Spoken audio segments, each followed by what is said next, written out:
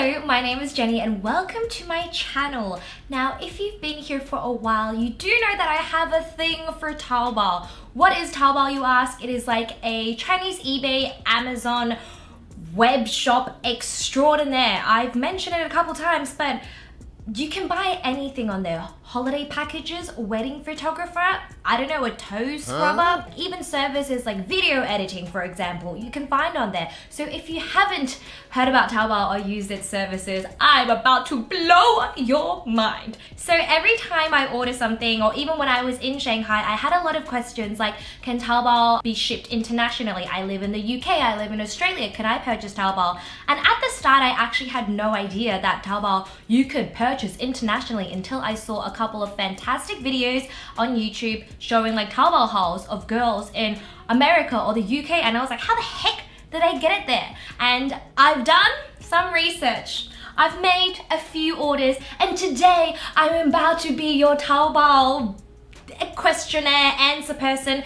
Just like a quick note, I've spent a lot of hours on it, but I'm also very confused, so I'm trying to give you as much information as possible that I know, and we'll try to answer some of your questions. But if you have any more specific questions, please ask them down below. Maybe I can research some more or answer your questions in the next video. But it is a crazy app and website. It is not user-friendly. A lot of people ask, is there Taobao in English? Short answer is no. Now, if you open the web page on your desktop, and if you have like a Google Chrome extension for translation or anything, something should pop up at the top where it's like translate to English.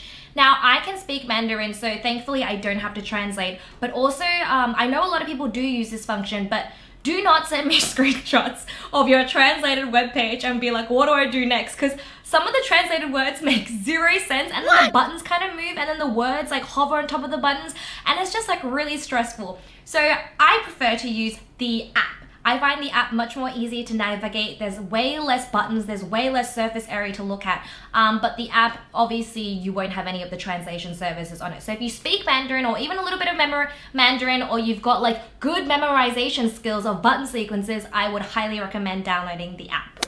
All right, let's get into business. So to browse on Taobao, I think you can probably look at like one or two items. I'm not sure about the web page, but on the app you have to have an account. So for the web page and the app, you can set your 地区, which is like your region, to like mainland China or like Australia or overseas. Automatically it will update for you, and on the web page you should be opening like world.taobao.com or something. It's kind of confusing because I feel like they're like two different entities sometimes. But I digress. So to create an account, you can use your Australian number or your American number, whichever, and they will send you a code, and then you can go like list your name, details, address, everything, and then chuck it in. When searching items, this is kind of the hard part. There's like a lot of keywords and a lot of nuances that you have to get it together with. My friend Lauren, who I live with in Shanghai, she's American. Your Mandarin is not that great if you're watching, but she can navigate Taobao like nobody's business. I think she just memorized the button sequences. She uses Google Translate to find some things. So for example, I wanted to look for an orange dress. I could just type into Google Translate orange dress, which would be like 橙色裙子, direct translation. There are some keywords if you want to search for things like ins. INS. Learn that word, ladies, if you want to buy any trending clothing items or furniture or like vases or makeup or whichever, because ins means Instagram, and that means like very popular web hot 网红 stuff at the moment. So you put an ins in front of everything and you should get the latest trending items. For example, if I wanted ins sandals, I would type in ins 风凉鞋 or 拖鞋, which means sandals in Chinese, and then you could put like 女神范 or whatever, because every time they add 女神, which means goddess, I feel like you get really pretty items and really like current popular items. I think Taobao is very good at staying on top of trends as well. So whatever you see on the Instagram shops here, they will have those items over there as well. So to figure out what to search for and how to search for, you just have to practice a little and use Google Translate. If you are searching for something really specific, like a brand, for example, I don't know, like Reformation, you can type in Reformation 裙子. So they use the English brand words. That also opens up a whole other dimension of where you can have like imitation pieces and imitation dresses. So like if you've seen any of my designer Taobao hauls, I'll link them up in the cards and in the description box down below.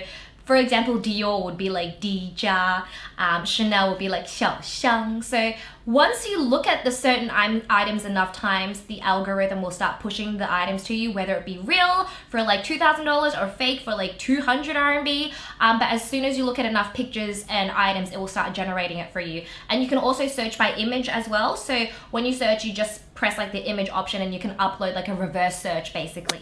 So once you found your item, you can start selecting the size or the color, and you can have one of two buttons. One is like 立即购买, which is like buy it now. My Mandarin sounds so bad today, I don't know why. And the other one is 加入购物车, which means like add to your shopping basket. So if you have a few items or you're just browsing, I always kind of add everything to my shopping basket and then check over and then check out. I did have a lot of questions about sizing, especially for clothing, because generally speaking in Asia, women's clothing tends to be much smaller. I think for men's sizing as well. The magnificent thing about Taobao is basically every online retailer that sells clothes, almost every item will have like a graph of sizing. For example, in Australia, I purchase like extra small to small for my items, and then over there, I'll probably purchase like a small, medium sometimes. So the best thing is to have your 三围 measured out, which is like your 3 measurements. I think it's chest, waist, and then hips. So once you know those, you can figure it out. 胸围 is like bust size, and then 腰围 is waist size, and I can't remember what the word is for hips. I think it's qua or something. Well, anyway, it should be the biggest measurement. Once you know those 3 measurements, you can basically purchase anything according to that. For taller girls as well, I would size up just for the length. Make sure you do also read the reviews if there are some. So usually I always try to purchase items with reviews, or like if they sold like 100 items this month, it must mean it's pretty good. And in the reviews, usually it says what size, what color the customer bought, and I try to look at the pictures of how they look in real life. I know the reviews are like bulks, chunks of Chinese words, and usually I just gloss over them, but I try to look at the photos. And if you do like scroll down when you're looking at an item, you'll see like extra pictures, and that's also where you'll find like the sizing comparison and everything. Also, all the store attendants are super friendly, so if you're up for it, use the Google Translate and try chat to them. They basically reply like instantly. I think they just work like 24/7, or they'll reply like 4 hours later, like still on the same day. You can ask them anything about when they're shipping the item, what the item's made of, how much it weighs, etc. So now you've got your items and you would like to ship them internationally. This is a wishing well that I jumped into and could almost not climb back out of. There are many shipping options. They drove me insane. So you either have 官方直送, 官方直送, which means like the seller ships it directly over, so it's just that one package, just from that seller, just from that store, and that is way too expensive. We don't want that. So you either have 海运 or 空运, which is the 2 options they give you. So 空运 means by like airplane, and 海运 means by sea. So the weird thing is, and also something that I was like too careless to look into, you'll realize as the story progresses that I've made a lot of careless mistakes. I've wasted a lot of money on shipping and just buying things for this video, so please don't make the same mistakes as me. On first appearances, 空运 air shipping looks cheaper. It's 63 RMB, which is about, I don't know, $11–12. For some reason, sea shipping is 66 RMB, which is really confusing. So when you purchase it, when you choose the options, you're stuck with it. You can't just choose sea shipping and be like, hold on, I need it sooner, I want it air shipped. No, because they ship it to 2 different like warehouses. So what they do is they send it to a warehouse, usually I think it's in like Guangdong area somewhere, and then they wait for all of your packages. You have about 30 days of free rental there. Anytime over that, you have to pay like renting fee, which might be like 1 RMB per day. So they hold your packages there until everything is arrived, and then they combine it all into a big shipment, like a big package, and then ship it off. So those 2 warehouses are separate. We can't connect between them. I made the mistake of selecting air shipping one time, and then I realized I couldn't afford it, and I was like, wait a minute, can you guys ship it to the sea? And they're like, no, we cannot. So upon a closer investigation, I finally got the graph out. You actually can look at the figures before you order by kind of hovering on like the little eye information thing next to the prices. I don't know why I didn't do that, because I'm really careless. So ocean shipping, it's 66 RMB, which is like $13 Australian-ish for the first 500 grams.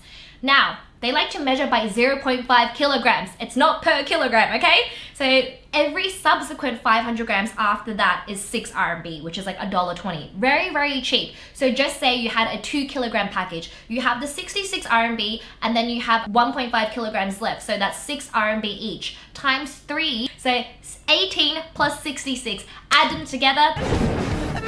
So what you kind of want to do with the trick is to max out each of the increments. So every increment goes up by 500 grams. If your item is only like 30 grams, there's no point in paying for another 500 grams if it's only that small. So you either let it go or you purchase more.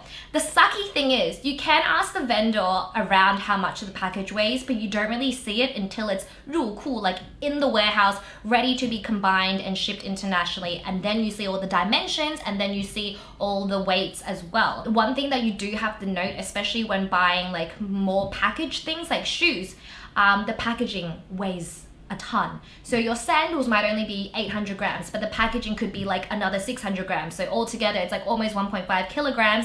And no, they cannot ship it without the box. I've asked, it's like store policy because you can't return things without the box, even if you don't want to return them, etc. So even for clothing, everything is wrapped in like a plastic sleeve and then they'll wrap it in like one of those shipping things. So clothing is usually quite light, but if you're buying anything like homewares, shoes, beware, it's gonna be heavy. I think they also have like dimensions, but I didn't really bother much with the sea shipping because if it's too big for one package, they'll just separate it. So like my sea shipping came in like 2 Hessian rice bags because obviously it was too big for one. And then we have air shipping. Now, I made a very big mistake. I ordered a lot of shoes, and remember what we said about the shoes and the weight before, and I was like, I'm gonna choose air shipping.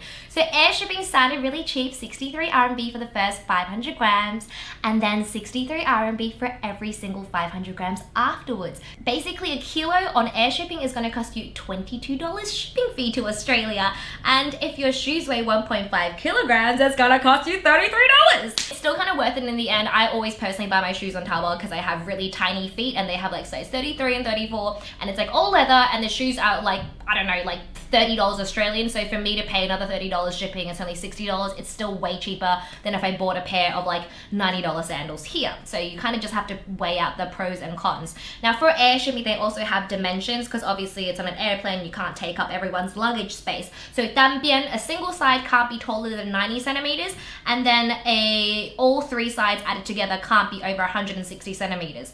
Now when you order the item and it's arrived at the warehouse, they will show you all the dimensions of each package. You can add them up. It's kind of a little weird. I wouldn't freak out too much about this. Basically, the only thing they would do is separate it into 2 or 3 packages and they'll charge you like a little bit more, like maybe like 3 RMB. Don't quote me on this, for like a new package. So weigh out your pros and cons. If it's something light and if you need it really soon, go air shipping. If it's something like, I don't know, a random Hello Kitty cutlery set, you probably don't need it ASAP, just chuck it on the ocean. And if you're on Taobao buying stuff, it's definitely stuff that you probably don't need and it's just stuff that you've seen and you're like, ooh, perhaps I need this Hello Kitty plushie. So yeah, I would just choose the ocean shipping route. There's also a whole third-party shipping thing that is sometimes cheaper than Taobao.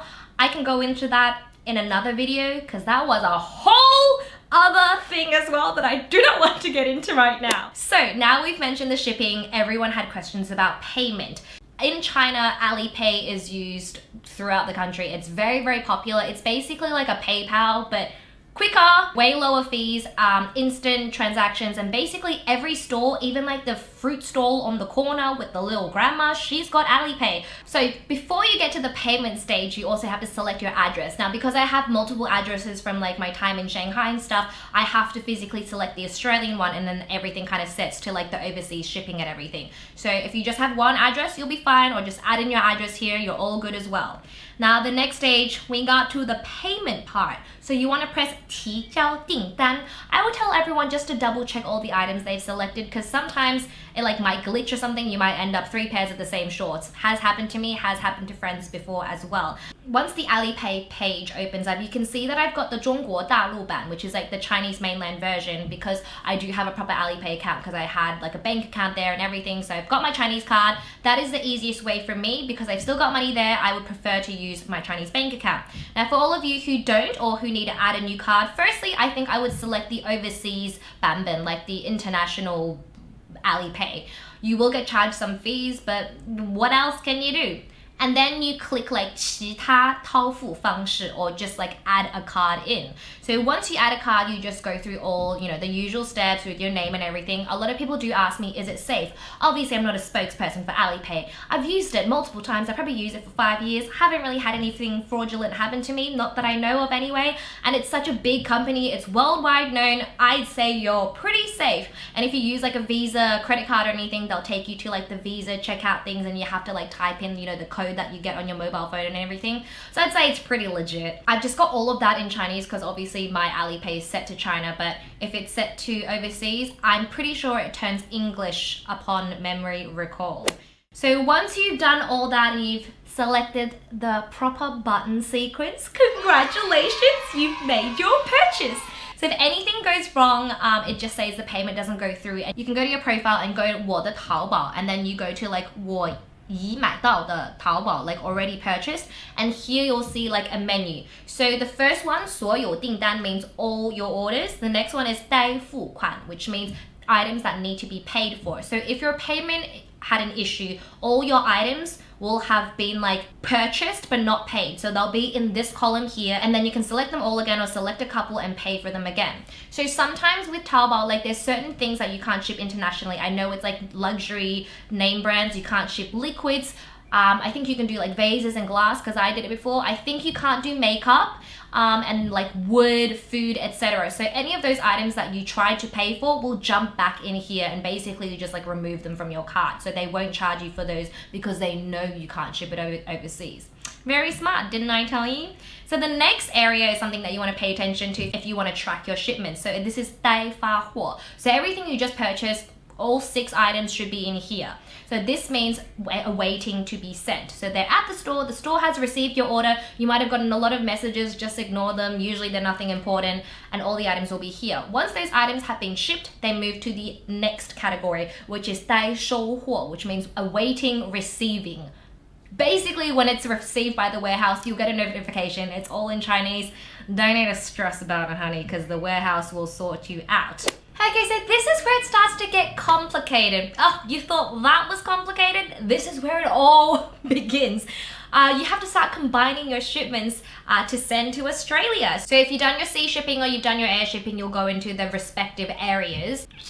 For sea shipping, I remember it was like 680 when I selected all of them, but I spent 3 days. It was like a jigsaw puzzle trying to figure out different combinations of the items with the heavy ones and the light ones and the light ones and the heavy ones, and basically I managed to get it down to like 480 using 2 or 3 different shipments. So you can play around with it. I think it's just because I maxed out the weight in every single one. So if one package was 3 kilograms, I made sure all the packages combined were as close to 3 kilograms as possible, like 2.997. Like I did not want to waste a gram. So that way you're maxing out each of the weight limits, and then you don't pay like an extra 500 grams just for an extra 100 gram of item. Does that make sense? So when it comes to air shipping, it was a little bit different. I was so stressed because every item that arrived at the warehouse, the price was just jumping up and up and up and up and up. Basically, I only had like 3 kilograms altogether in the end, but I paid like $80 for shipping, which is more than what I paid for like the 8 kilograms of stuff for the sea shipping. So what I ended up doing, and which I highly do not recommend you do, is returning items from the warehouse. It is a nightmare process. Just do not do it. I cannot even get into it right now. It was so stressful.